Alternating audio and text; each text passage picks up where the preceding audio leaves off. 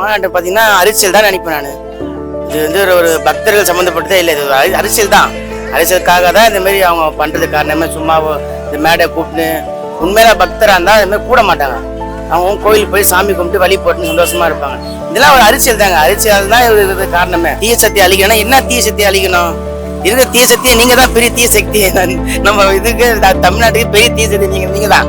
என்ன அழிக்க போறீங்க? இருக்கிற இருந்தாலும் அவங்களுக்கு முடிஞ்ச அளவுக்கு இவங்க சப்போர்ட் கொஞ்சம் நம்மளுக்கு பலமா இருக்கு. இந்த தீய சக்தி இவங்க தான். இவங்க வந்துட்டாங்கன்னா நம்மளால அதை விட முடியாது. வடநாடுகள்லாம் ஃபுல்லாக வந்துருவாங்க. இதோ இப்போ முதலமைச்சர் ஸ்டாலின் ஐயா உதயநிதிலாம் இருக்கிறத நம்ம வடநாடுலாம் நம்ம உள்ள நம்ம மக்கள் அதை அளவுக்கு நிற்க வச்சு நிற்காரு. சும்மா முழுக்க அரசியல் தாங்க இதெல்லாம். இந்த அரசியல் இருக்கக்கூடாது ஆன்மீகத்தில். ஆன்மீகம் வேற அரசியல் வேற. அரசியல் எடுத்து வந்து நுழைக்கக்கூடாது ஆன்மீகத்தில். எல்லாருமே ஆன்மீகம். கோவிலுக்கு எதுக்கு போகிறோம்? முருகர் எதுக்கு பார்க்குறோம்? அவங்களுடைய வேண்டுதலை நிறைவேற்றுறதுக்கு தான் போகிறோம். அவங்க தனிப்பட்ட முறையில் போய் முருகன்கிட்ட வேண்டுதல் நிறைவேற்றிக்கலாம், தப்பு கிடையாது அரசியல்வாதிங்க.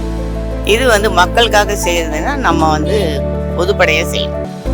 கரெக்டாக நம்ம கோவிலில் போய் சாமியை கும்பிடும்போது நம்ம நல்ல விஷயத்தை தான் நம்ம பேசணும். அதனால் போய் அரசியல்வாதிங்க எனக்கு நீ ஓட்டு போட சொல்லு, முருகர்கிட்ட போய் ரெக்கமெண்டேஷன் கேட்கக்கூடாது. புரியுதா?